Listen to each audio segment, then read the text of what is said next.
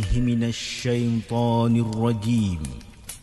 بسم الله الرحمن الرحيم.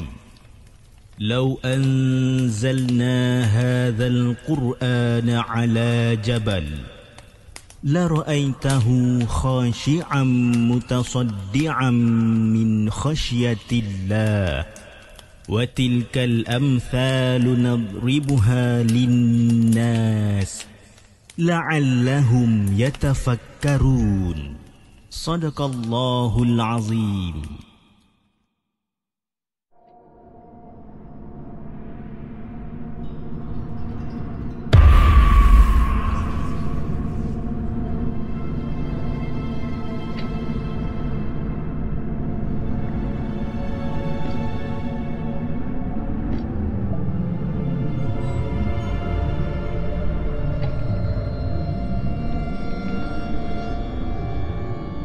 Assalamualaikum, welcome back to the segment. Apa khabar guys? Saya harap anda semua dalam keadaan sihat dan hari ini 12 hari bulan Mei bertemankan saya sekali lagi dalam satu lagi rancangan Markas Puaka di mana kita akan berkongsikan tentang kisah-kisah seram yang telah dihantar ke the segment dan juga yang mana yang kita telah ambil daripada blog-blog tempatan.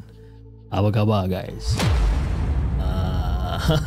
Okey, malam ni adalah rancangan premier. Okey, rancangan premier adalah ini di mana rancangan ini dirakam terlebih awal. Okey, terlebih awal disebabkan atas sebab-sebab yang tertentu dan malam ni kita ada lebih kurang dalam 9 cerita yang kita nak kongsikan bersama dan saya ingin mengucapkan ribuan terima kasih kepada anda semua yang dah hadir di dalam rancangan Markas Puaka pada hari ini, kepada semua rakan-rakan, family members dan juga kepada semua para moderator yang tersayang. Tersayang pun tak tahan tu. Okey, 9 cerita yang kita nak ketengahkan malam ni. 9 cerita. Panjang. Okey, tanpa masa jom kita mulakan dengan kisah kita yang pertama. Kisah yang dihantarkan oleh Syahirah. Jom kita dengarkan.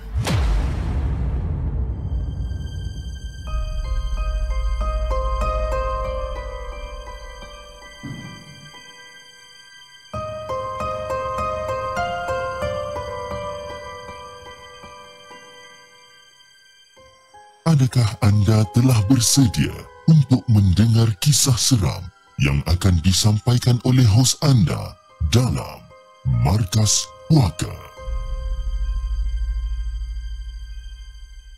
Assalamualaikum kepada Abang Hafiz dan juga kepada semua kroni Markas Puaka.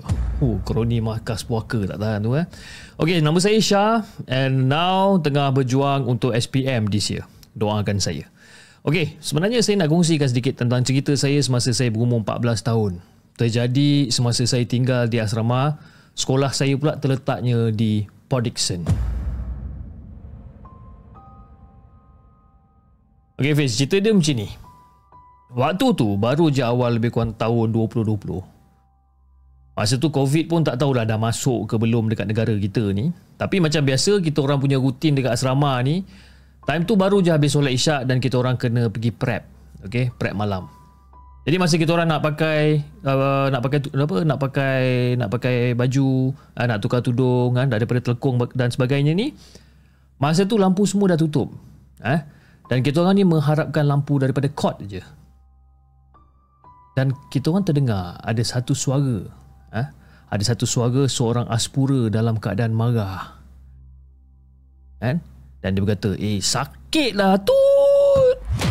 Marah Dia ada perkataan-perkataan yang kita tak boleh sebut lah malam ni Jadi kami yang dekat Aspuri ni macam agak terkejut juga macam siapa pula yang menjerit macam ni kan. Dan pada masa yang sama kita orang terdengar suara ustaz sedang baca-baca ayat Quran. Jadi kita macam okeylah, buat tak tahu dan kita orang pun terus duduk dekat dalam dewan makan untuk prep malam. Untuk prep malam masa tu. Jadi keesokan harinya tu kita orang ada terdengar tentang dua orang aspura ni seolah-olah macam diorang ni terkena sesuatu.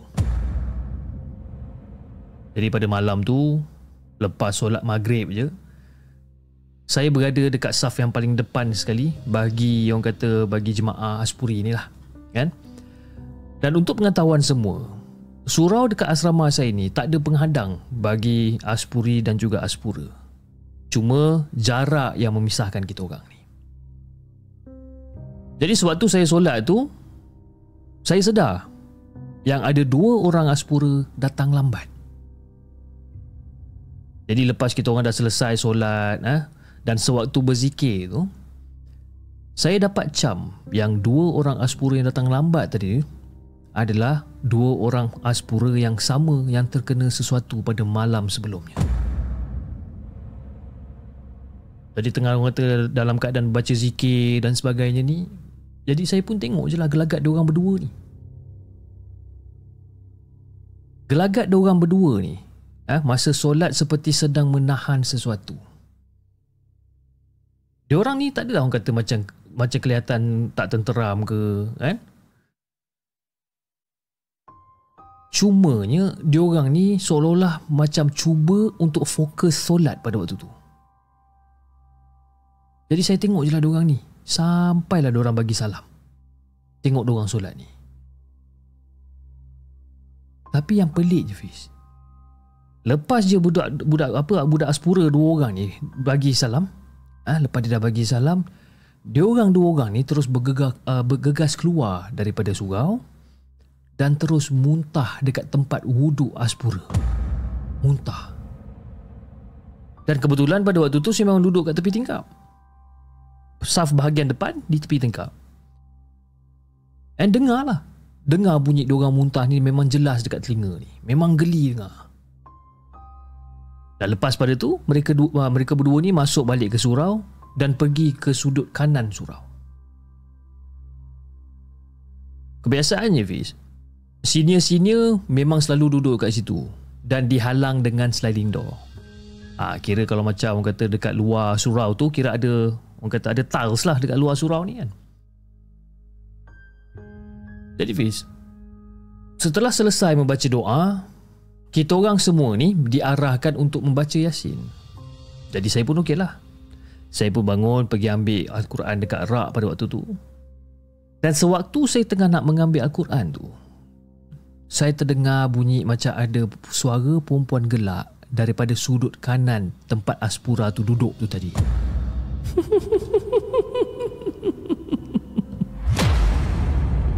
Jelas perempuan. Sedangkan dekat belah sana semuanya lelaki. Jadi apa yang lagi makin kecoh suasana dekat surau pada waktu tu, bila suara tu jelas kedengaran. Dan pada waktu tu kita orang pun terus buat satu bulatan dan kita orang semua terus mulakan bacaan Yasin. Nak bagikan gambaran yang lebih jelas Hafiz, suasana dekat dalam surau tu makin lama makin riuh. Dekat luar surau terdengar bunyi bingit, bunyi bising. Jadi dalam keadaan kita orang ni tengah khusyuk membaca Yasin, secara tiba-tiba sliding door sebelah kanan tu terbuka dan kita orang nampak sendiri ada seorang Aspura yang kita orang gelarkan dia sebagai Pak Tam sedang merangkak dekat situ. Dan ada seorang lagi senior duduk dekat atas dia bagi menahan dia daripada bergerak. Jadi lagi seorang Aspura ni tutup pintu sliding door. Dia tutup pintu sliding door dan kita orang masih teruskan bacaan Yasin.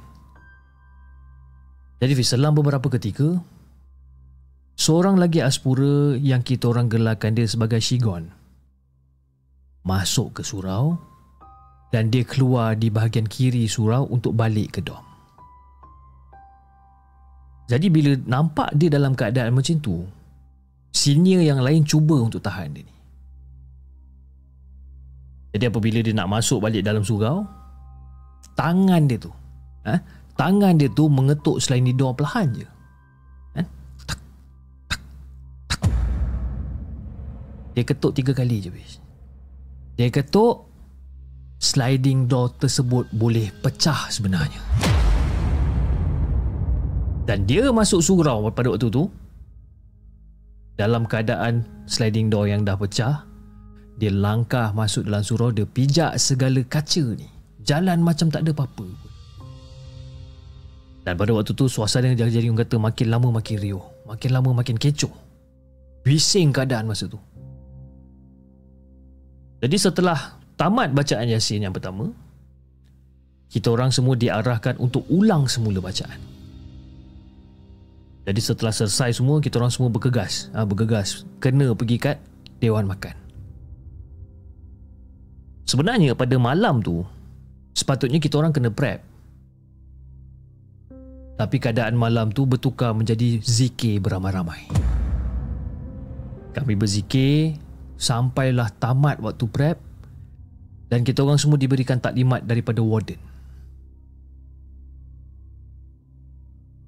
Jadi bila Aspura yang 2 orang ni yang kata perangai pelik ni, yang secara tiba-tiba ni, selepas selesai berubat dengan ustaz dan sebagainya, mereka ni diarahkan pulang ataupun keluarga mereka ni dipanggil untuk ambil anak diorang ni balik.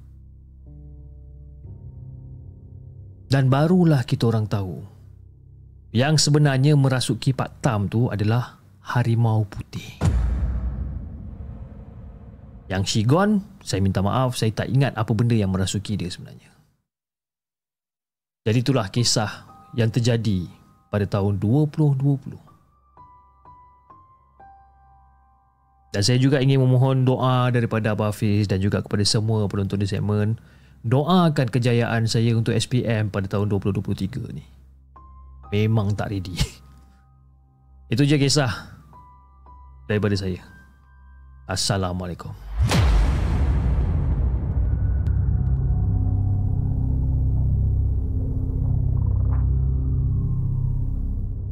Jangan ke mana-mana. Kami akan kembali selepas ini dengan lebih banyak kisah seram.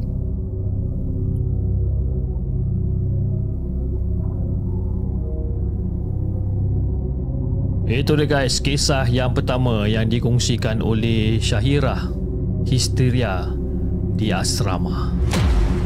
Terima kasih Syahirah di atas satu perkongsian yang best sekali-sekala kita tengok orang kata daripada sudut pandangan asrama kan. And then daripada orang yang menghantar cerita ni pun adalah orang yang muda lah, kira macam ni lah, baru 18 tahun kan, dah boleh tulis karangan dengan baik dan sebagainya, alhamdulillah. Dan kita orang, saya pasti semua keluarga di segmen, semua yang orang kata yang sedang menonton pada malam ni pasti akan mendoakan Syahirah di atas kejayaan Syahirah pada tahun 2023, SPM tahun 2023. Okey, jom kita bacakan kisah kita yang seterusnya. Kisah ni dihantarkan oleh Julia. Dia kata, Assalamualaikum kepada Hafiz dan juga kepada semua penonton di segmen. Waalaikumsalam warahmatullahi. Okey, nama saya Julia dan saya nak share kisah yang berlaku pada tahun ni pada bulan Februari apabila saya dan suami berpindah ke rumah baru kami yang terletaknya di Yishun Street 15 ataupun Yishun Street 15 lah. Jadi Fiz, sebenarnya kejadian ni berlaku pada hari ketiga kita orang duduk kat rumah baru. Dan kejadian ni dah tentunya berlaku pada waktu malam. Jadi pada waktu tu kami baru je selesai membongkar dan juga menyusun barang-barang, unpack barang, susun barang. Dan seingat saya pada waktu tu adalah pada jam 10 malam. Lepas dah makan malam agak lewat ni, jadi saya pun ambil keputusan lah untuk tonton TV sementara suami saya dah tidur dekat dalam bilik disebabkan keletihan. Yalah, walaupun kita dah pindah rumah baru, barang-barang seperti televisyen, peti sejuk dan sebagainya, barang-barang ni semua dah beroperasi lah kan? Jadi lebih kurang dalam setengah jam macam tu, masa tengah tonton TV kat ruang tamu ni, saya terasa seolah-olah macam ada orang datang dekat belakang saya. Boleh rasa lah seolah-olah macam ada orang datang. Saya ingatkan suami saya kan? Sebabkan apa? Sebabkan suami saya ni, dia ni suka bergurau tau. Kadang-kadang dia suka terkejutkan saya, buat surprise sana surprise ni. Dia memang macam tu perangai dia. Jadi okey lah, bila saya perasan kan macam ada orang datang kat belakang saya ni waktu saya tengah tengok TV ni, saya pun pusinglah ke belakang. Bila saya pusing ke belakang, bukan suami saya Fiz, tapi ada seorang budak kecil yang sedang berdiri di belakang saya lebih kurang jarak dalam 1 meter macam tu. Saya nampak budak kecil ni macam, astagfirullahaladzim. Tergamam saya masa tu. Dan tak boleh nak menjerit, seolah-olah macam mulut saya ni terkunci.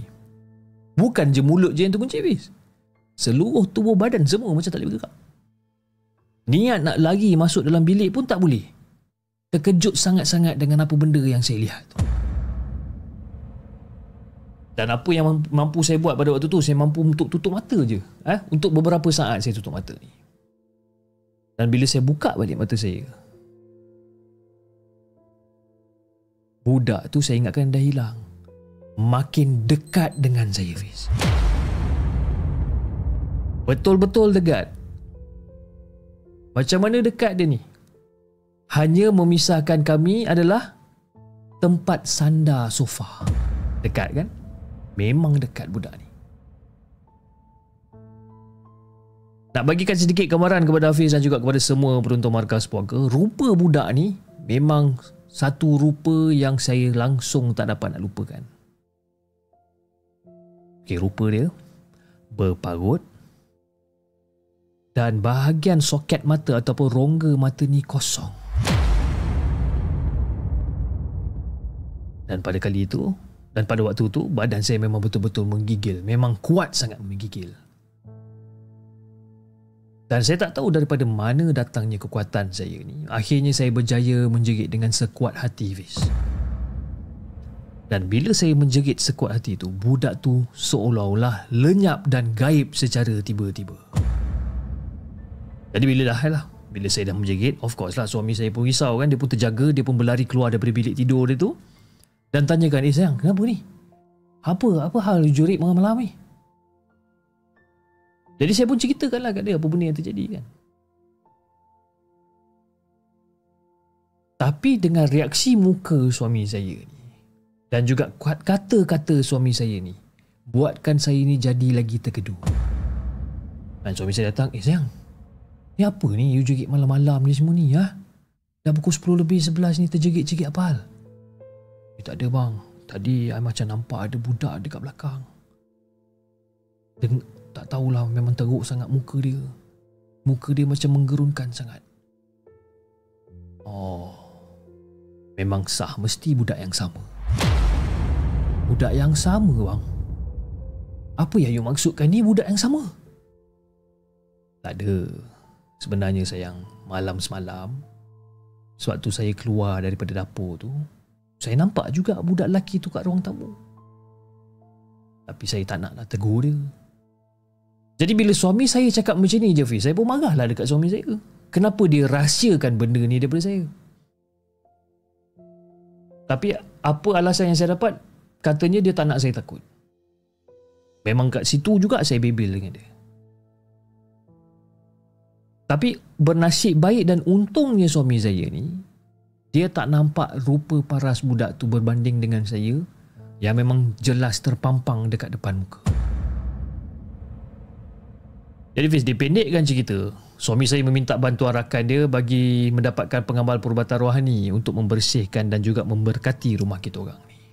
Dan apa yang dikata oleh beliau, itu adalah roh yang merayau. Lalu benda tu menghinggap dekat rumah kita orang sebelum kita orang berpindah masuk ke rumah tu. Dan itulah pengalaman saya. Dan kalau katakan anda rasa tak apa-apa seram, saya minta maaf sangat-sangat. Tapi saya yang terkena ni memang seram bagi saya. Assalamualaikum.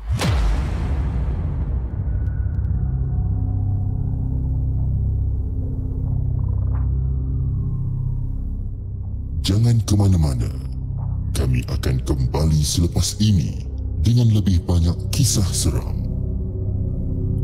Itu guys, kisah yang kedua, kisah yang dikongsikan oleh Julia, hantu budak di Yishun. Okey, jom kita bacakan kisah kita yang seterusnya. Kisah yang dihantarkan oleh RCH.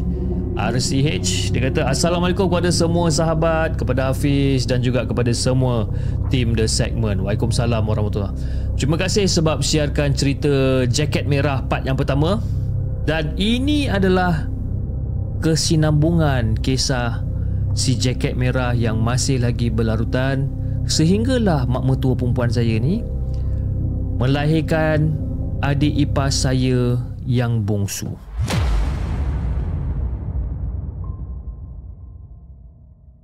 Jadi Fiz, ketika tu rumah yang diduduki tu dah dibina dengan agak selesa sebenarnya.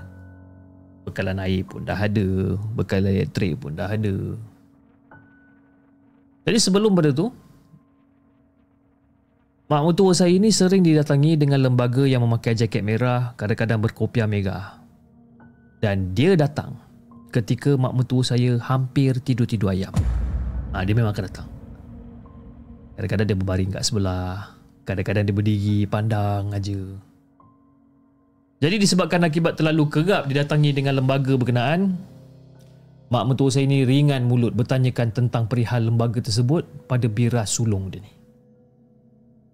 Kerana biras dia tu antara orang yang paling awal tinggal dekat situ. Jadi Fiz, menurut pada biras Ma yang kami panggil sebagai Cik S, lembaga tersebut sebenarnya adalah penunggu pohon bacang. Penunggu pohon bacang yang tumbuh rendang di sebalik bilik yang Ma duduki pada waktu tu. Dan pokok tu telah ditebang ataupun pohon tu telah ditebang sebelum rumah suami dibina lagi. Dulu ramai budak-budak kampung terserempak dengan makhluk tu dekat bawah pohon tu. Setiap kali diorang lalu dekat pokok tu, diorang mesti nampak benda ni.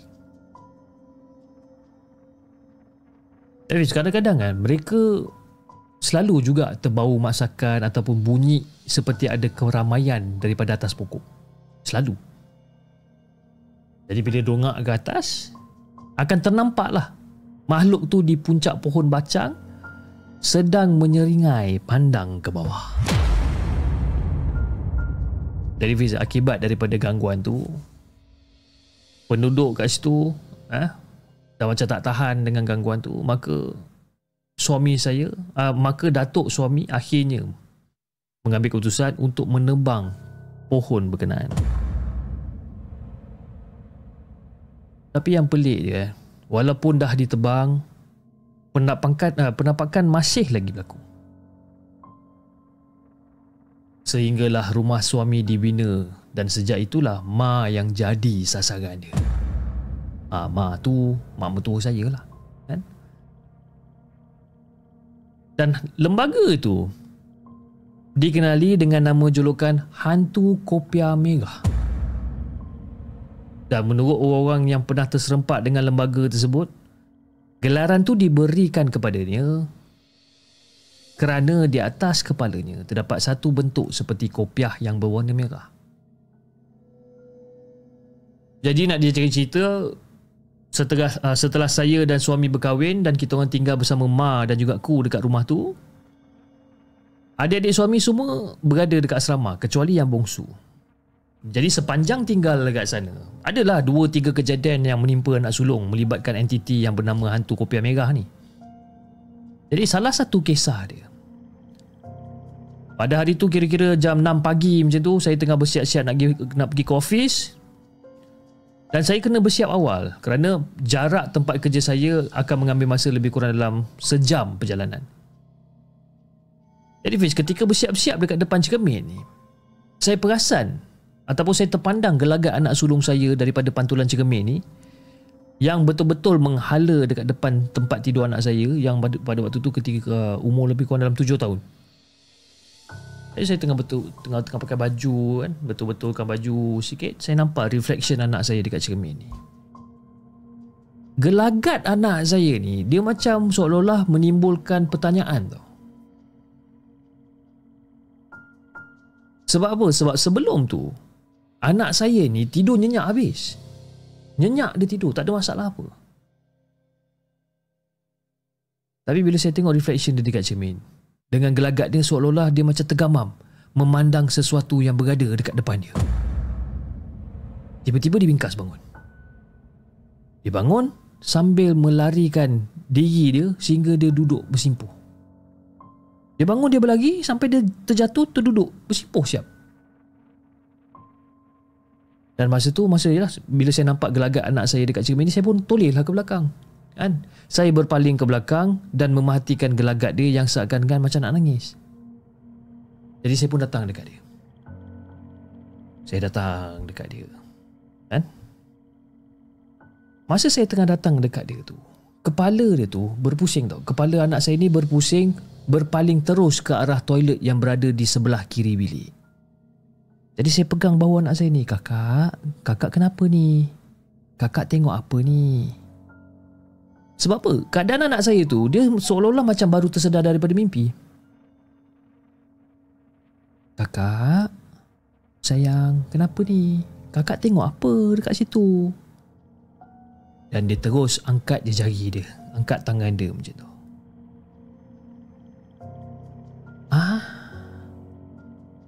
Apa yang sayang tunjuk kat mama ni?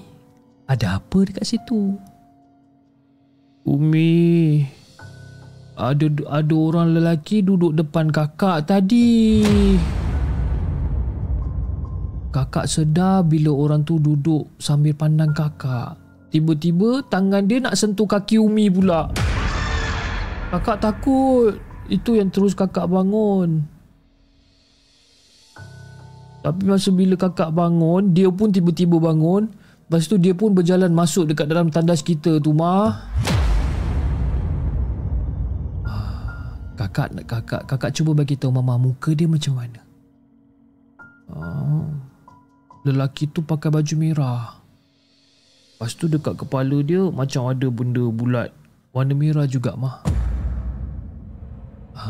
Muka dia macam mana, kakak? Muka dia putih. Mata dia semua hitam. Itu description daripada anak saya.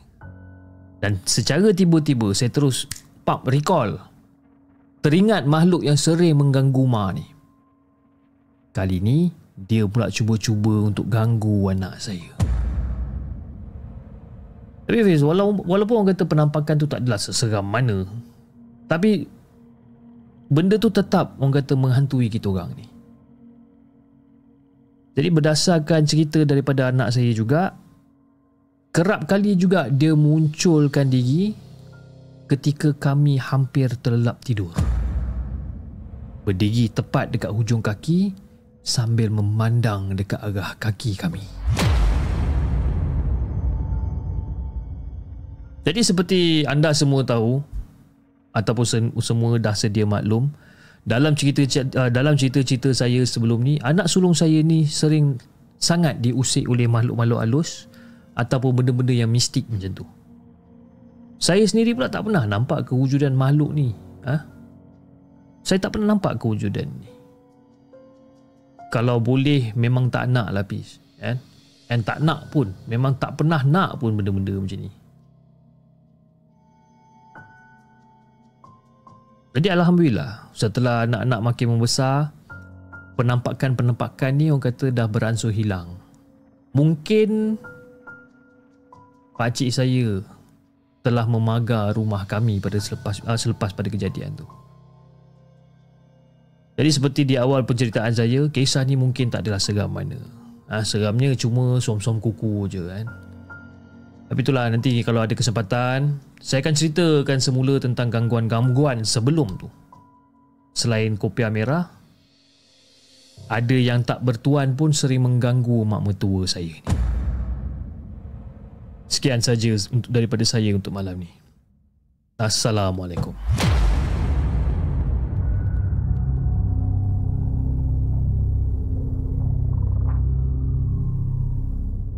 Jangan ke mana-mana. Kami akan kembali selepas ini dengan lebih banyak kisah seram.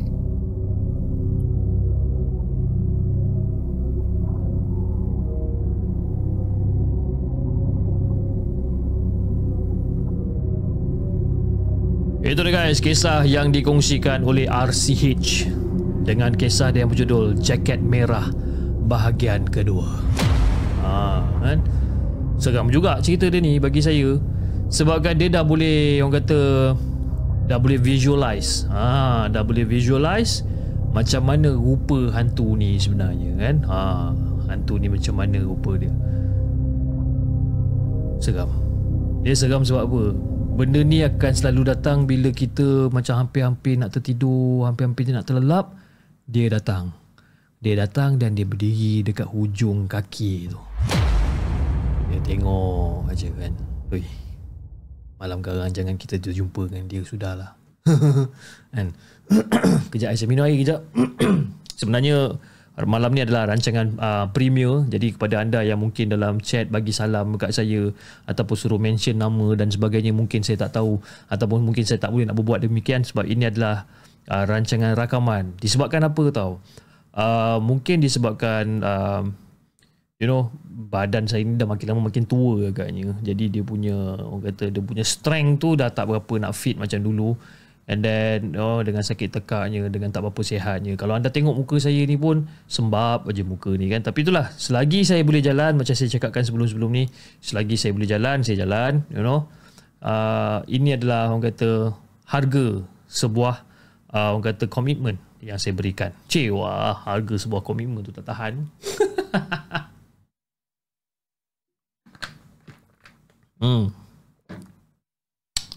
Alhamdulillah. Oh, cerita yang keempat. Alright. Cerita yang keempat.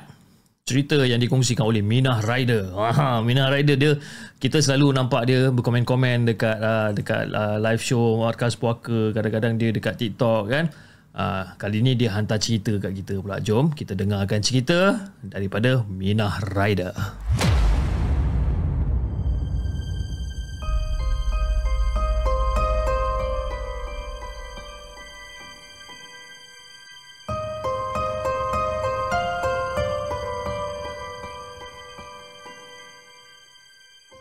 Adakah anda telah bersedia untuk mendengar kisah seram yang akan disampaikan oleh hos anda dalam Markas Puaka?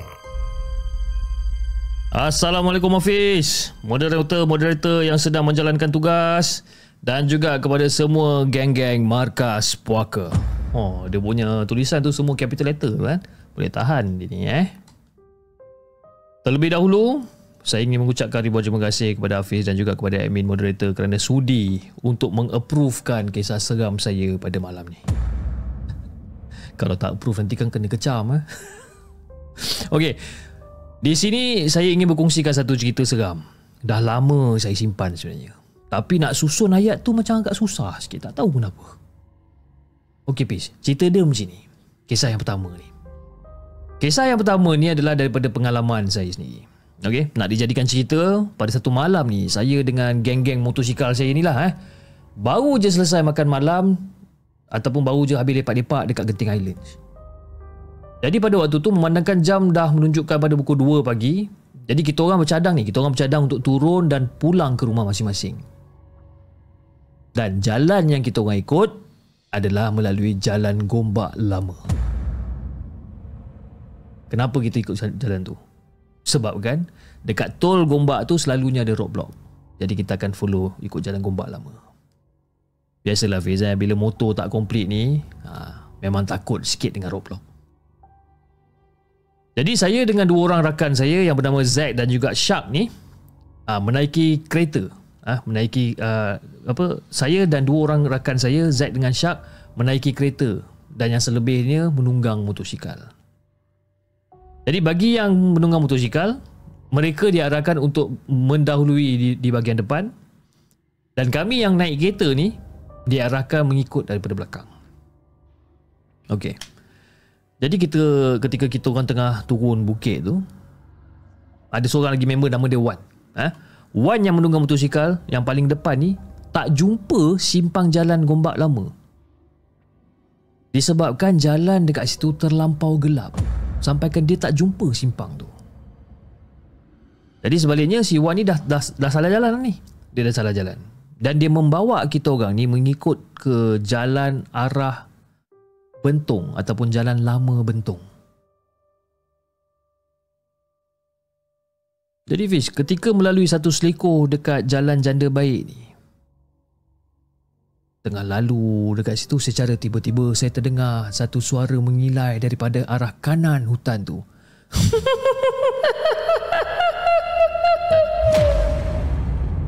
Dengar suara ni. Dan saya ni pula dengan tak semena-mena secara spontan pergi tegur, bunyi apa tu Jadi si Zack dengan Shark ni, dia macam agak terkejut lah disebabkan saya pergi tegur benda tu. Sebabkan apa? Diorang pun dengar juga bunyi yang sama bis. Orang-orang tua selalu pesan, Selok-eloknya kalau ada dengar benda-benda pelik ni, jangan ditegur. Jadi bila lepas saya dah tertegur benda ni, si Zack yang tengah bawa kereta ni terus tutup tingkap semua dan terus cepat-cepat suruh si Syak ni pasang ayat Quran. Kan? Nak dijadikan cerita pula, kebetulan pada ketika itu saya ni dalam keadaan yang tidak bersih ataupun datang bulan. Lagilah diorang ni bimbang dengan keadaan saya ni. Jadi si Zack, dia arahkan rakan-rakan yang menunggang motosikal dekat bahagian depan ni supaya tidak meneruskan perjalanan dan mengarahkan semua, termasuk kita orang ni semua, untuk berpatah balik. Jadi diorang ni semua macam terpinga-pinga juga dengan arahan si Zack. Jadi kita orang pun berpatah balik dan terus menuju ke arena genting sempah. Jadi Fiz, bila semua orang dah ada dekat kawasan arena genting sempah ni, barulah Syak menceritakan apa yang berlaku tadi. Dan mereka semua bertanya lah, bertanya tentang keadaan saya, sama ada saya okey ke tidak. Yelah, kan benda tu kan suka pada perempuan yang tengah datang bulan dengan tujuan untuk memakan darah kotor. Jadi bila semua keadaan orang kata dah kembali reda, semua dah relax, dah chill kan, barulah kita orang sambung kembali perjalanan pulang ke Gombak melalui Rebuh Raya Karak dan selamat tiba di Tol Gombak dan alhamdulillah roadblock pun dah habis. Jadi sekian sajalah untuk malam ni. Nanti saya akan share pengalaman yang berlaku dekat pakcik dengan juga makcik saya ni. Terima kasih pada Hafiz dan juga kepada semua penonton Markas Puaka kerana sudi untuk membacakan dan mendengar kisah saya ni. Jadi seperti stiker yang laris jual di kedai oren, #kami Mat Motor, #jarang tak padu. Assalamualaikum.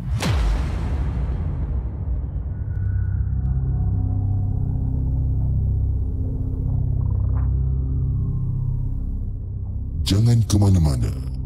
Kami akan kembali selepas ini dengan lebih banyak kisah seram. Itu dia guys, kisah yang dikongsikan oleh Minah Rider.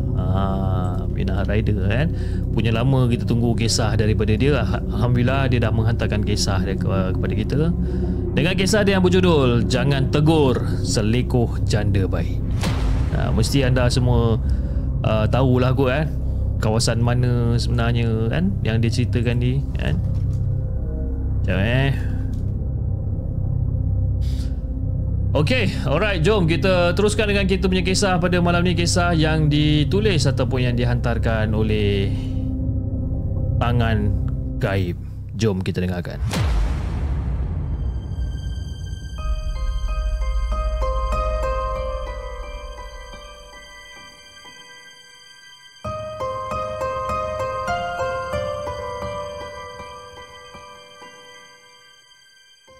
Adakah anda telah bersedia untuk mendengar kisah seram yang akan disampaikan oleh hos anda dalam Markas Puaka? Assalamualaikum Fiz. Waalaikumsalam warahmatullahi. Okey Fiz, aku sebenarnya nak menceritakan sikit tentang cerita pasal budak yang bernama Alif ni sebenarnya. Dia ni seorang budak yang setia teman ibu dia menjual nasi lemak dan juga kuih muih secara kecil-kecilan dekat depan rumah diorang yang terletaknya di sebuah kampung di Kuala Lipis.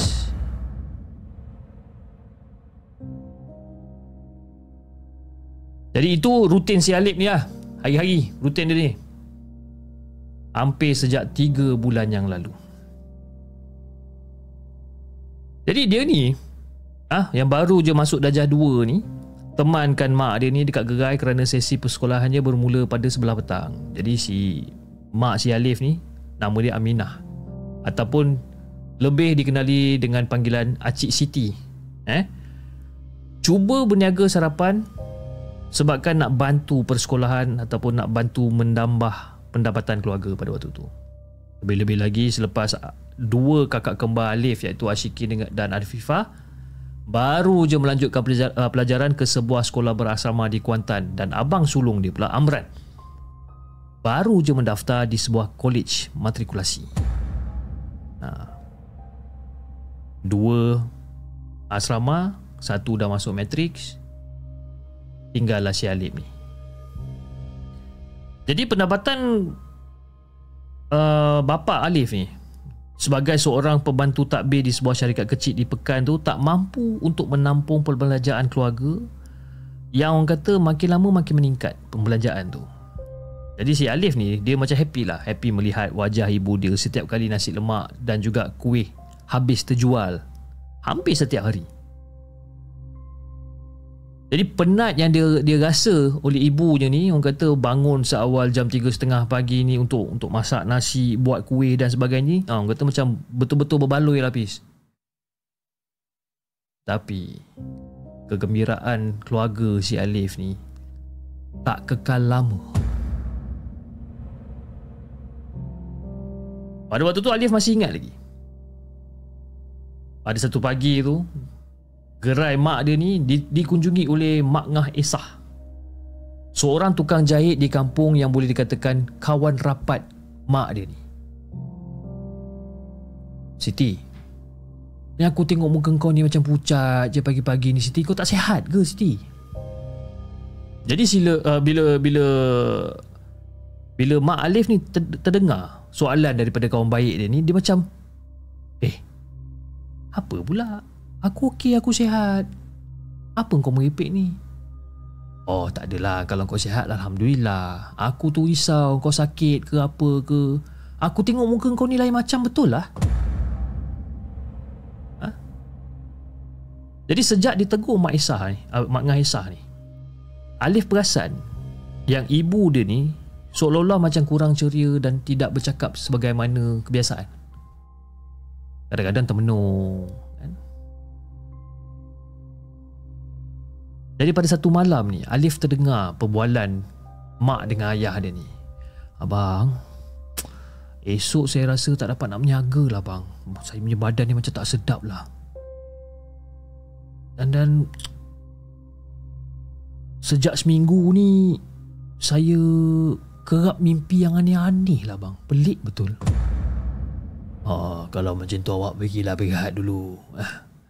Dah 3 bulan ni pun abang tengok awak kurang sihat. Hari-hari bangun awal nak menyaga.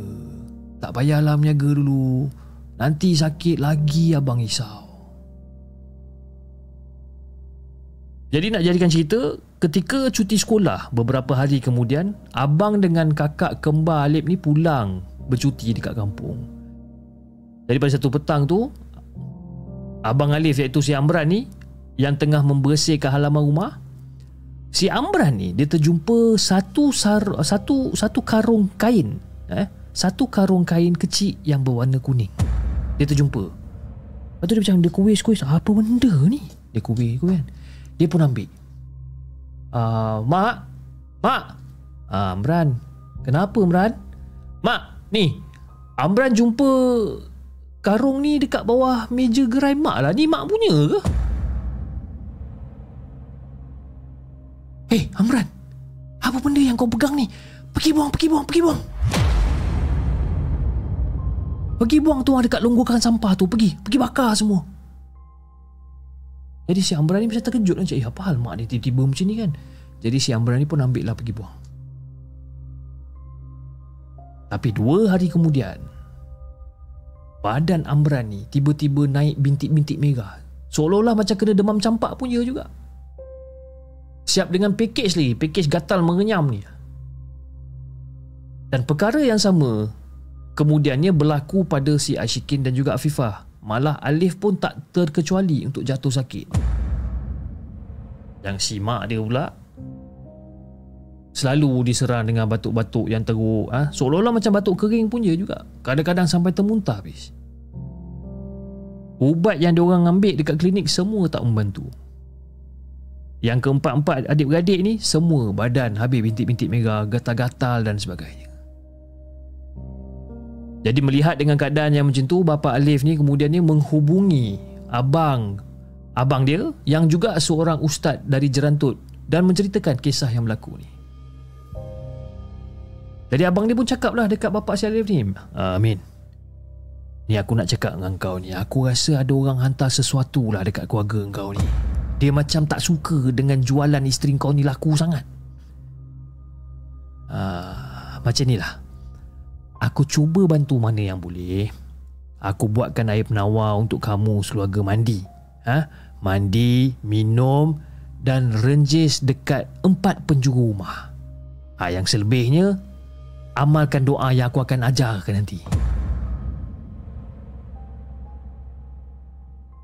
Jadi Fiz, atas izin Allah, mereka sekeluarga ni beransur baik, beransur pulih.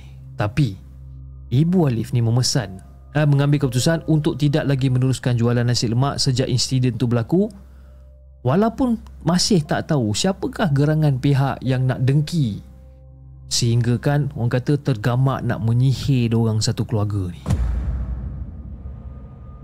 David nak jadikan cerita, 5 bulan kemudian Alif dan keluarga dia berpindah ke Kuala Terengganu disebabkan bapa dia nak mengusahakan kebun peninggalan arwah datuknya yang baru je meninggal. Jadi pada hari Alif sekeluarga nak berangkat ke Kuala Terengganu ni, tiba-tiba rumah diorang ni didatangi oleh Mak Milah, seorang jiran yang tinggal di hujung kampung. Dia datang. Assalamualaikum. Waalaikumsalam. Milah, dari mana kamu ni? Oh, tak ada, aku daripada hujung kampung ni je. Ni aku datang ni aku ada hajat. Aku sebenarnya aku rasa tak senang lah. Aku rasa tak senang, gelisah sejak beberapa bulan ni. Aku malu sebenarnya, tapi aku terpaksa jugalah bagi tahu. Mila, kau ni kenapa ni Mila? Cuba cerita apa benda ni. Macam ni lah Siti, aku sebenarnya nak minta maaf dengan kau sekeluarga. Sebabkan aku yang hantar barang tu dekat kau. Aku dah termakan hasutan orang yang suruh aku buat supaya nasi lemak kau tu tak laku. Aku sakit hati sebab pelanggan aku ramai tak beli dengan aku sejak kau berniaga ni. Aku tahu aku tak patut buat macam tu sebabkan yalah rezeki kan masing-masing yang punya, Allah yang dah tentukan. Aku minta maaf lah sangat Siti. Aku minta maaf sangat. Dan pada waktu tu si Mak Milah ni dah berjurai-jurai air mata dia ni. Jadi ibu bapa si Alif ni macam tergamam dengar pengakuan tersebut. Tapi diorang ni punyalah baik hati, diorang tak nak ungkit langsung kisah lama, apatah lagi diorang nak memulakan hidup yang baru dekat Kuala Terengganu. Dah lah Kak Mila, janganlah nangis-nangis dah. Tak apalah, benda dah nak jadi Kak. Tapi itulah Kak, saya pun nak minta maaf juga tanpa sedar kan. Saya yang berpunca buatkan Kak Mila sakit hati. Tapi tak apalah Kak, ya kita bermaafan lah. Kita buka buku baru ya Kak ya. Dan pada waktu tu Mak Alif pun menangis juga. Jadi sebulan selepas berpindah ke Kuala Terengganu ni, pada satu pagi Ibu Alif mendapat satu panggilan daripada Mak Ngaisah. Hello, Assalamualaikum. Waalaikumsalam. Siti ke tu? Siti. Siapa cakap tu? Ni Mak Ngaisah. Ingat tak Mak Ngaisah? Oh, Aisyah. Apa khabar kamu? Tak ada. Ni aku nak bagi tahu berita sedih ni. Ni kau ingat tak Mak Mila? Dia dengan suami dia dah meninggal awal pagi tadi. Motor dorang ni dilanggar kereta masa dorang nak pergi solat subuh dekat masjid. Jadi sejak kamu pindah tu pun, dia pun dah tak berniaga dah nasi lemak kan. Banyakkan masa pergi masjid. Astaghfirullahaladzim, ya ke? Innalillahi wa inna ilaihi rajiun. Allahu Akbar.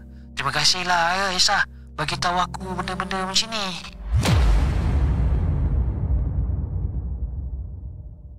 Sungguh Fiz, dia ikhlas maafkan Mak Mila, malah tak pernah menceritakan pada sesiapa pun. Mak Ngah Isah pun tak tahu yang Mak Mila ni menyihir keluarga si Siti ni. Walaupun dah 20 tahun berlalu Fiz, namun kisah ni masih lagi tak dapat nak dilupakan oleh Alif dan juga keluarga dia. Jadi itulah kisah yang aku nak kongsikan dengan kau dan juga kepada semua penonton Markas Puaka. Assalamualaikum.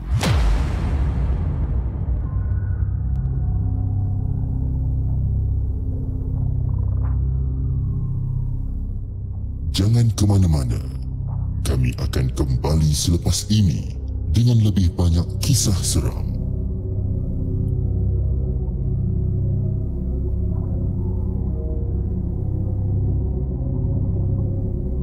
Jadi itu guys, kisah yang kelima, kisah yang dikongsikan oleh Tangan Gaib dengan kisah dia yang berjudul Cemburukan Rezeki. Kan orang cemburu rezeki ni macam-macam PL macam-macam PL. Itulah kan, kita harap-harap kita dijauhkanlah dengan sifat-sifat yang macam tu yang ada dekat dalam hati kita ni. Yalah, rezeki masing-masing Ya, kadang-kadang bila kita fikir balik, yalah kita ni manusia biasa, at some certain time kita tak akan terlepas daripada masalah-masalah yang macam ni kan. Kadang-kadang kita rasa cemburu dan sebagainya kan. At some certain time memang kita akan rasa macam tu. Tapi if possible, apa pasal aku punya microphone stand ni? Okay, dia tiba-tiba dia jatuh turun ke bawah. Sekejap lupa nak lock. Okay. So apa saya cakap tadi? Semoga kita dijauhkanlah dengan sifat-sifat yang macam ni kan, tak elok Okey, jom kita teruskan dengan kita punya cerita pada malam ni. Cerita yang ke-6. 6, 7, 8, 9. Lagi 3 cerita. Lama kan. Cerita yang ke-6, cerita yang dikongsikan oleh Umi. Jom kita dengarkan.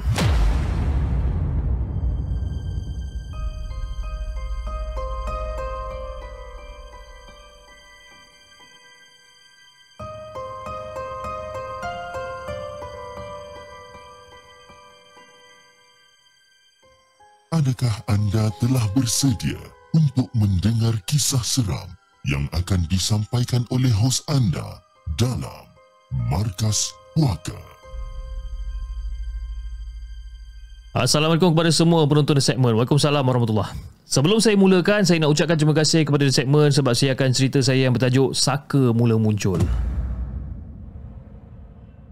Okey, seperti yang saya janjikan dalam cerita yang lepas, saya nak ceritakan tentang gangguan mendapat zuriat. Saya ni ada masalah TTC, try to conceive untuk dapatkan anak ni. Selama 3 tahun sehinggalah berjaya mendapatkan anak sulung selepas bermacam-macam usaha dan juga solat hajat, iktikaf kat masjid, sedekah, kirim doa kat Mekah dan sebagainya. Selebihnya saya tawakal pada yang satu. Jadi sebelum berjaya mendapatkan anak sulung saya dah keguguran sebanyak 2 kali. Dan sepanjang saya mendapatkan rawatan dekat hospital, oleh kerana doktor saya semuanya Melayu Islam, doktor sarankan untuk mendapatkan rawatan Islam juga. Dan doktor sendiri sekeras-kerasnya menghalang saya untuk pergi jumpa dukun ke, bomoh ke.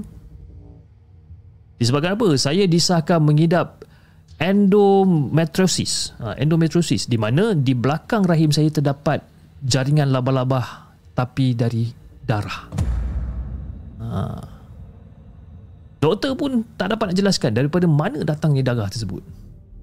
Doktor hanya mampu untuk keluarkan darah tersebut dan teruskan rawatan IUI untuk dapatkan zuriat. Doktor pun cakap kejadian darah di belakang rahim tu boleh berulang-ulang dan tak pasti boleh sembuh ataupun tak. Doktor sendiri cakap macam tu. Tapi dengan kuasa Allah, siapa kita untuk menidakkan kuasa dia kan? Jadi masa saya keguguran, sakit nak keluar tu memang saya tak dapat nak gambarkan lapis. Bukan sakit contraction tau. Dia sakit macam orang pulas-pulas perut nak bagi keluar isi perut. Itu bayangan dia. Jadi lepas dah keluar seketul janin tu, alhamdulillah dah tak sakit langsung dah. Pergi hospital semua clear, tak perlu nak buat DNC dan sebagainya, tak payah. Dan dua-dua kejadian keguran tu sama. Sakit sangat masa nak keluar kan, tapi lepas dah keluar terus tak sakit. Jadi kejadian-kejadian aneh saya selalu lalui, di mana sering bermimpi menyusukan bayi, ada orang bagi bayi, selalu jatuh daripada tempat tinggi, jatuh ke tempat kotor. Saya hanya fikir mungkin kerana terlalu fikirkan pasal zuriat kot. Mungkin disebabkan itulah saya mimpi-mimpi benda-benda yang macam tu.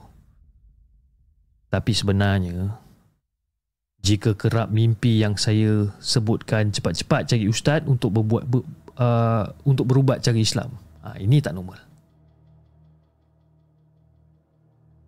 Arwah Ustaz Ali masih dengan cara dia, minta teruskan amalan-amalan yang disarankan.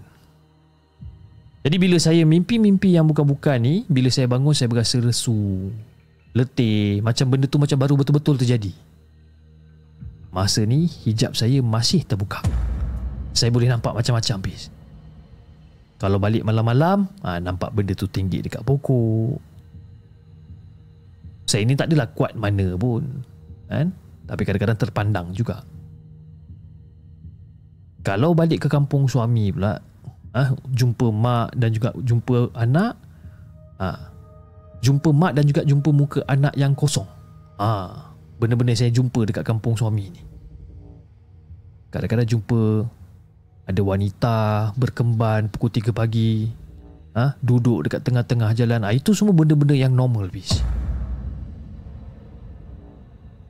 Senang cerita lah, tidur je lah. Senang cerita, kita tidur je lah, daripada nak nampak benda yang bukan-bukan ni.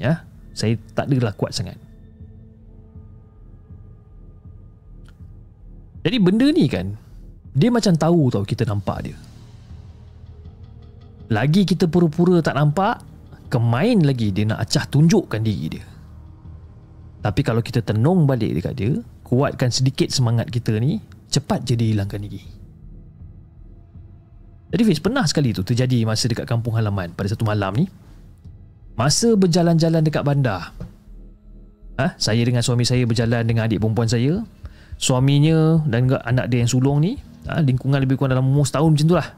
Dan kita orang jalan lah. Kita orang berjalan dekat benting sungai, yang orang tengah ramai memancing ni. Ada kedai makan kat situ, kedai makan meriah.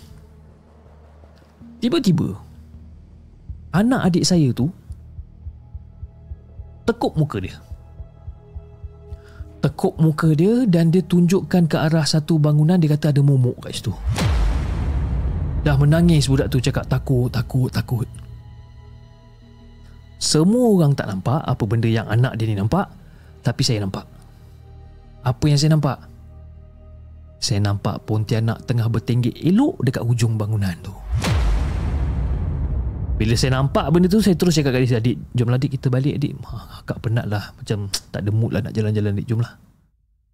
Saja bagi alasan macam tu. Dan saya jadi marah secara tiba-tiba sebabkan dia kacau budak kan. Jadi saya pun baca ayat kursi dan hembuskan kat muka anak saudara saya ni, dan dengan lafaz bismillah saya marahkan benda tu supaya jangan kacau budak-budak. Dan alhamdulillah tak ada benda yang ikut kita orang balik. Jadi kejadian lain yang memberi kesan dekat diri saya ni, pada satu hari ni saya dengan suami baru sampai daripada kampung saya ni. Rumah keluarga saya ni rumah flat 4 tingkat, dan rumah keluarga adalah di tingkat yang kedua. Jadi rumah kami adalah rumah yang pertama sekali daripada tangga. Mana kalau parking kereta tu, boleh terus nampak rumah kita orang, kan?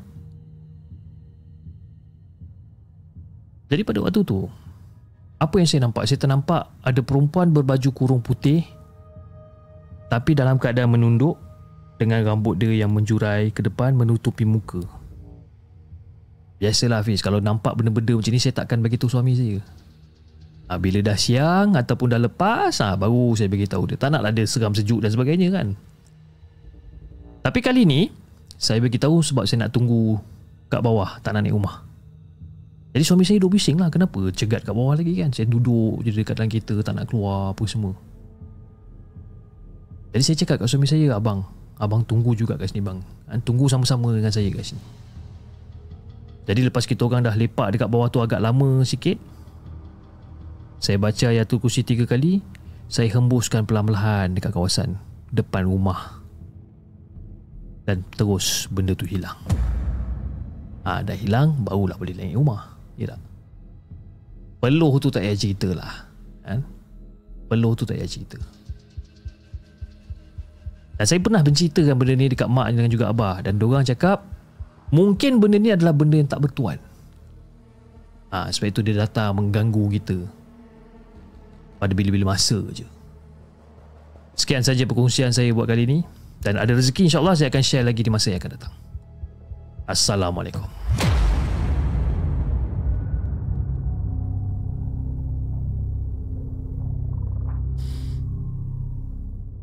Jangan ke mana-mana.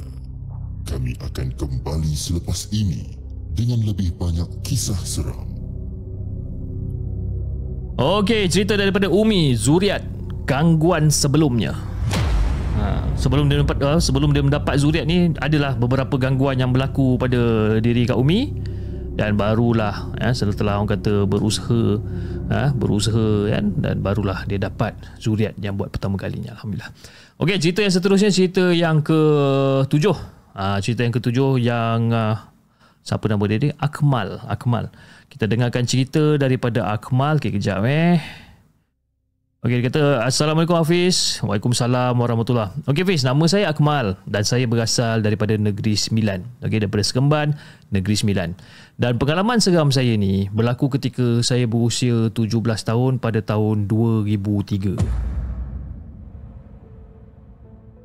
Masa tu saya bersekolah dekat sebuah sekolah berasrama di Keluang Johor. Jadi tahun 2003 adalah tahun terakhir saya di sekolah berasrama tersebut. Kiranya saya pada waktu tu tingkatan 5 lah. Tingkatan 5 dan akan menduduki SPM. Jadi biasalah bila dah jadi senior ni, saya dengan rakan-rakan satu batch ni, kita orang akan selalu fly asrama tau. Ataupun dalam arti kata lain, kita orang akan keluar malam secara haram pada tengah-tengah malam ni. Jadi nak dijadikan cerita, pada satu malam ni, saya dengan beberapa orang rakan lain pergi fly ke taman perumahan yang berhampiran. Tujuan kami tak lain tak bukan, kita orang nak main snooker. Ya, saya dengan kawan-kawan saya memang kaki snooker. Jadi seperti biasalah, kita orang akan panjat pagar belakang asrama lebih kurang dalam pukul 12 lebih macam tu. Dan saya ketika itu sedang mendengar Walkman. Zaman-zaman tu Walkman, mana ada handphone canggih macam sekarang ni Pis. Pada waktu tu, saya tengah dengar Walkman sambil berjalan di semak samun di belakang pagar asrama sekolah sebelum kami tiba di jalan besar untuk ke deretan rumah kedai taman perumahan yang berhampiran ni. Dan saya ni pula, orang kata dah biasa dengan selok-belok jalan yang kita orang gunakan untuk ke pusat snooker. Tapi malam tu, saya rasa lain macam sikit. Saya perasan bulu roma saya ni tiba-tiba berdiri. Tiba-tiba rasa seram sejuk. Jadi masa tengah berjalan tu, sampai dekat satu kawasan tu dia ada parit. Okey, dia ada parit dekat situ. Dan biasanya saya akan terpaksa melompat sedikit untuk menyeberang.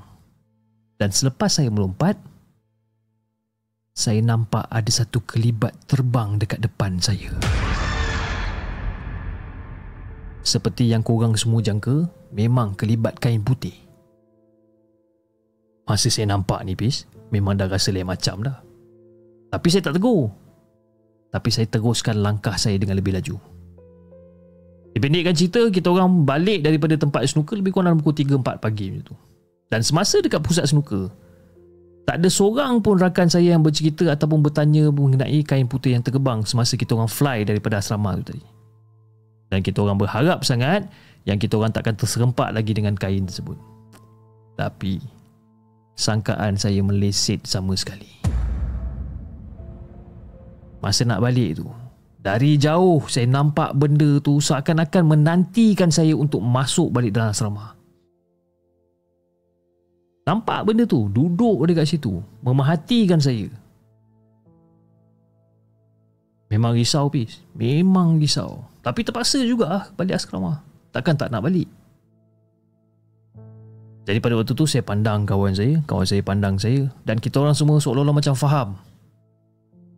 Dan bila sampai dekat kawasan parit yang kita orang nak kena langkah ni, The moment kita orang sampai kat situ, kita orang terus langkah parit dan kita orang berlari selaju yang mungkin untuk panjat pagar asrama ni. Dan Alhamdulillah tak ada apa-apa yang berlaku. Jadi pagi selepas subuh, rakan sebilik saya bercerita yang dia tak dapat nak tidur nyenyak sebabkan dia dengar ada suara akak cantik mengilai. Saya diam je dia dekat, dia cakap. Tapi kejadian yang saya ceritakan ni, benda ni tak mematahkan semangat saya untuk saya kerap fly malam. Untuk saya kerap fly malam. Memang dia orang kata, tak, saya tak jemu dah. Dia tak menjadi penghalang bagi saya. Jadi macam itulah cerita yang saya nak kongsikan dengan Hafiz dan juga semua penonton Markas Puaka. Mungkin tak seram, tapi saya teringin nak kongsi bersama penonton dan juga pendengar podcast Markas Puaka. Sekian daripada saya. Assalamualaikum.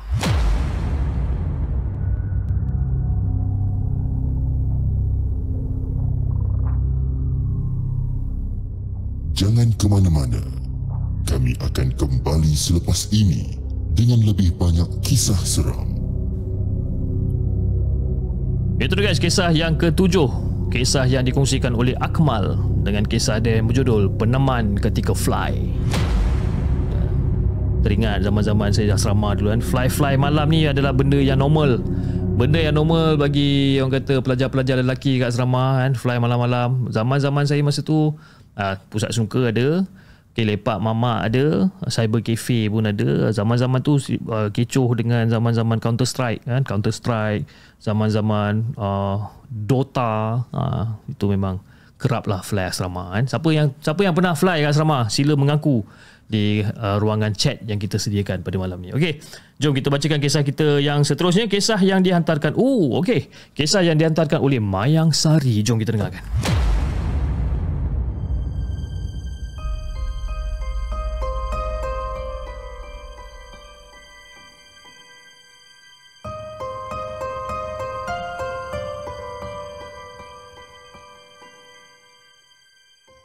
Adakah anda telah bersedia untuk mendengar kisah seram yang akan disampaikan oleh hos anda dalam Markas Puaka? Assalamualaikum, salam sejahtera semua. Waalaikumsalam Kak Mayang. Okey, semoga Hafiz dan juga semua berada dalam keadaan sihat walafiat. Okey, hari ini nak cerita sikit ni. Jadi pada tahun 1990-an, pada ketika tu saya di tahun 1, sering ternampak dengan orang kenit.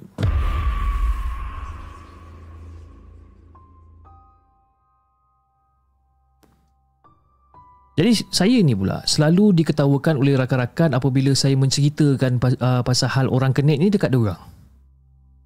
Dan saya juga diminta untuk tunjukkan bukti kalau betul-betul makhluk tu ada. Kalau tak, diorang tak nak kawan dengan saya lagi. Biasalah budak tahun 1. Jadi hampir 1 jam selepas saya balik mengaji, saya dan mereka menunggu di bawah pokok kelapa. Menunggu makhluk tu untuk muncul untuk mengutip putik kelapa sebagai makanan diorang ni. Malangnya dia tak muncul. Dan selepas pada tu saya dipulaukan. Pergi sekolah, pergi mengaji, makan dekat kantin, pergi fardhu ain dan sebagainya. Semua saya buat seorang-seorang. Sehinggalah saya dikejar lembu gara-gara tarik ekor anak dia. Saya berlari seorang-seorang sampai jatuh dalam lupak air. Mereka hanya tengokkan saya lalu ketawakan saya. Dan balik tu, of course lah, kena tambah lagi dengan mak. Betapa sakit dan sedihnya rasa hati saya pada ketika tu. Jadi Fiz, pada satu petang ni, makhluk tu muncul lagi. Mereka seperti biasa beramai-ramai mengutip putik kelapa. Dan saya tangkap satu untuk dimasukkan dekat dalam botol air Fanta masa tu. Malangnya makhluk tu gigit tangan saya. Tapi gigit dia rasa macam semut api lah gigit dia. Dan beberapa hari kemudian, tangan saya ni naik seperti kudis buta. Dan kedua-dua tapak tangan saya ni dipenuhi dengan gelembung air yang berbisa, seolah-olah macam kena cacak air macam tu. Jadi pergi ke hospital, doktor bagi ubat sapu pun tak baik juga. Dan mak saya bawa saya pergi ke rumah Pak Mail. Dan Pak Mail masa tu tawarkan air dan pesan pada saya jangan usik makhluk tu lagi. Sebab dia tu sebenarnya lagi berbisa dari semut api. Jadi saya cuba buat baik dengan makhluk tu. Tiap-tiap petang balik mengaji, kumpulkan putik-putik kelapa kat situ dan kumpulkan dia dekat satu tempat bagi memudahkan mereka untuk mengangkut benda-benda ni. Dan satu petang tu saya terjumpa air dalam mangkuk kecil sebesar bekas jeli sumi. Tempat yang saya selalu letak putik kelapa tu. Saya sapukan air tu dekat tangan dan alhamdulillah sembuh. Dan kudis buta tu tak naik lagi sampai sekarang.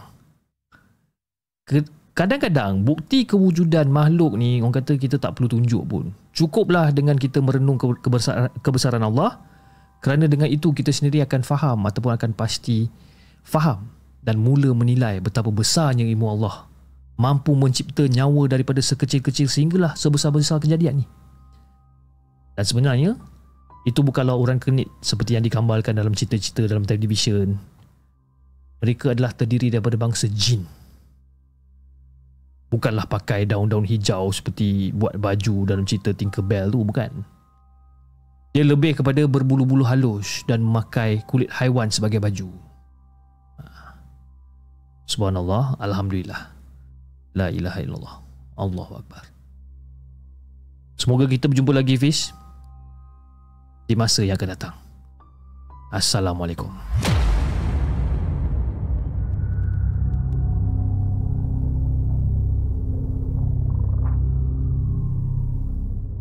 Jangan ke mana-mana. Kami akan kembali selepas ini dengan lebih banyak kisah seram.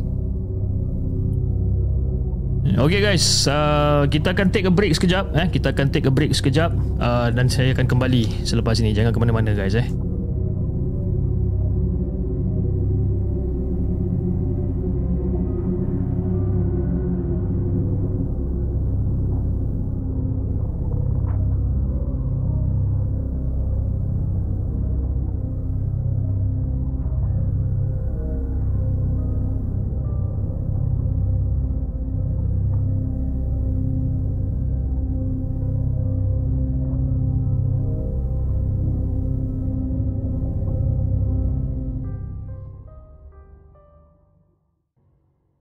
Okey dah guys.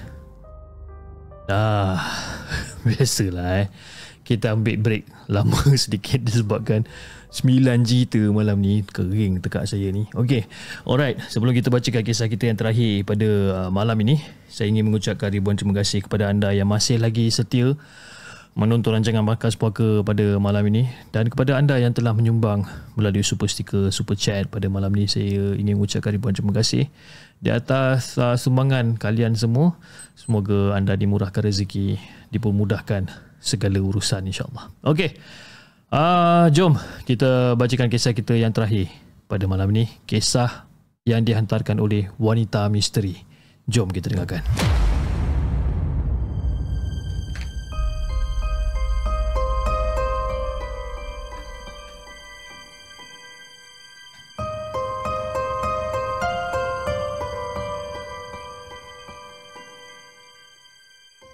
Adakah anda telah bersedia untuk mendengar kisah seram yang akan disampaikan oleh hos anda dalam Markas Puaka? Assalamualaikum kepada Hafiz dan juga kepada semua penonton Markas Puaka. Waalaikumsalam warahmatullahi. Ketika rawatan saintifik dan juga moden menemui jalan mati, ada kalanya perubatan alternatif pasti akan menjadi pilihan.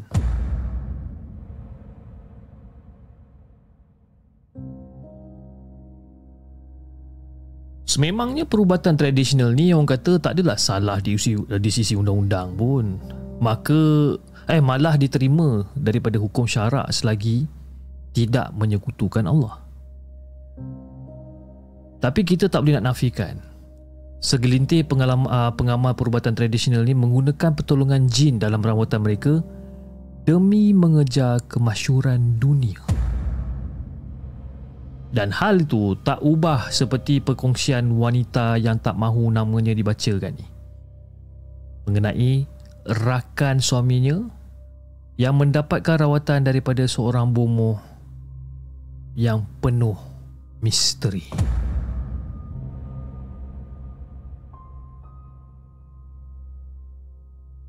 Jadi dia pun cakap, saya sebenarnya member suami sakit kaki, jumpa bomoh patah.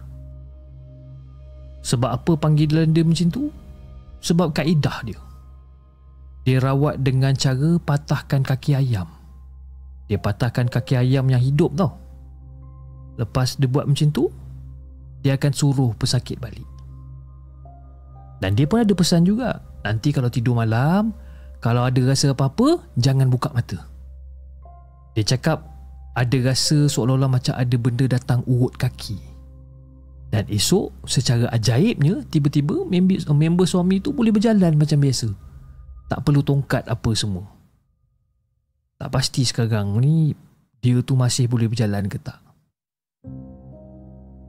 Jadi disebabkan tak ada penjelasan logikal mengenai siapa yang datang merawat rakan suaminya pada malam hari itu, wanita tu dia mendakwa berkemungkinan adanya campur tangan daripada jin.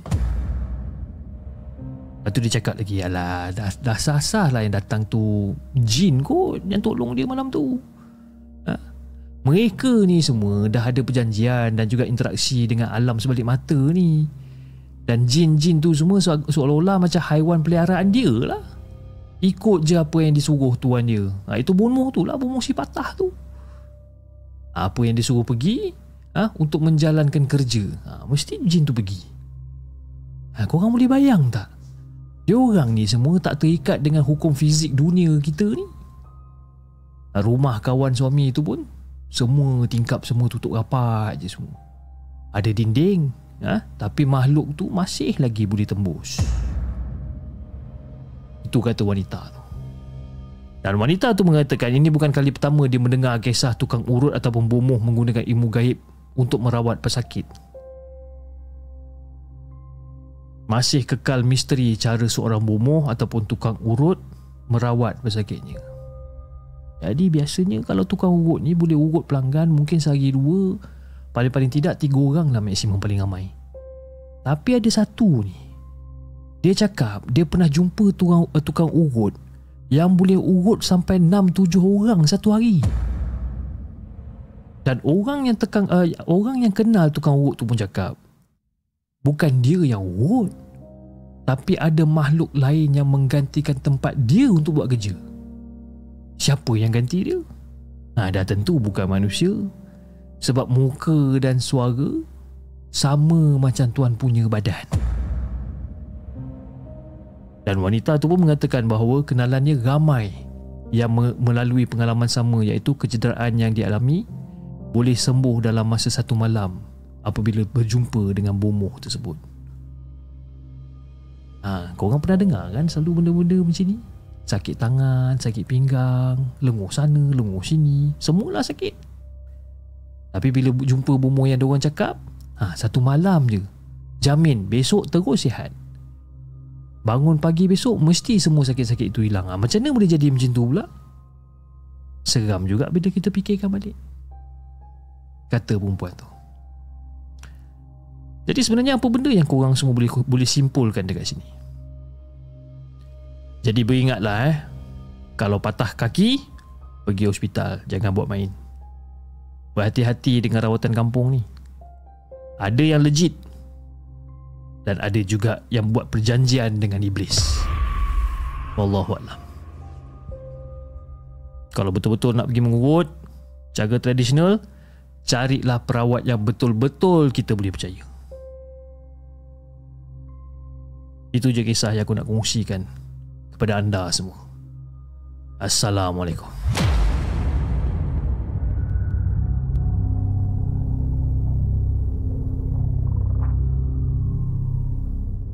Jangan ke mana-mana.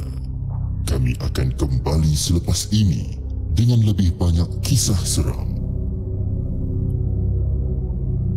Okey guys, itu dia kisah yang terakhir yang dikongsikan oleh wanita misteri dengan kisah dia yang berjudul Bomoh dan Khadam. Kan? Betul juga cakap dia dekat di akhir penceritaan dia kata, kalau kita nak jumpa tukang urut perubatan tradisional dan sebagainya, kita carilah perawat yang betul-betul yang betul-betul ikut landasan, yang betul-betul orang kata buat kerja secara orang kata secara ikhlas, secara tak ada benda-benda pelik lah, tak ada benda-benda pelik macam ni kan. Itu masalah tu kan di kemudian hari, insyaAllah. Okey, saya rasa itu saja guys untuk malam ni, dan insyaAllah kita akan berjumpa lagi pada hari Isnin jam 10.30 malam dengan lebih banyak kisah-kisah seram yang kita akan ketengahkan. Dan juga kepada anda yang masih lagi ingin orang kata join saya punya AI Masterclass, kelas saya masih lagi dibuka untuk hari esok dan juga lusa. Kita ada beberapa peserta yang akan join pada malam esok dan juga pada hari Ahad jam 10.30 malam, di mana saya akan mengajar ataupun saya sendiri akan membimbing anda untuk anda membuat gambar melalui artificial intelligence. Okay? Jadi link moderator kita dah sediakan, jadi mungkin kita bolehlah ramai-ramai register. Saya akan buka registration sampai pukul 12 tengah hari esok. Jadi masih ada terdapat beberapa lagi kekosongan, dan harga kelas tersebut adalah RM80, kelas selama 2 jam, dan anda akan diberikan nota dan juga video rakaman secara orang kata secara online ni. Okay? Saya akan sertakan juga presentation deck dan juga video rakaman kita punya sesi pada malam esok dan juga pada malam lusa. Okay guys, saya rasa itu saja untuk hari ini, dan insyaAllah kita akan berjumpa lagi pada hari Isnin jam 10.30 malam dengan lebih banyak kisah-kisah seram yang kita nak ketengahkan. Jangan lupa like, share dan subscribe channel The Segment, dan insyaAllah kita akan jumpa lagi on the next coming episode. Assalamualaikum.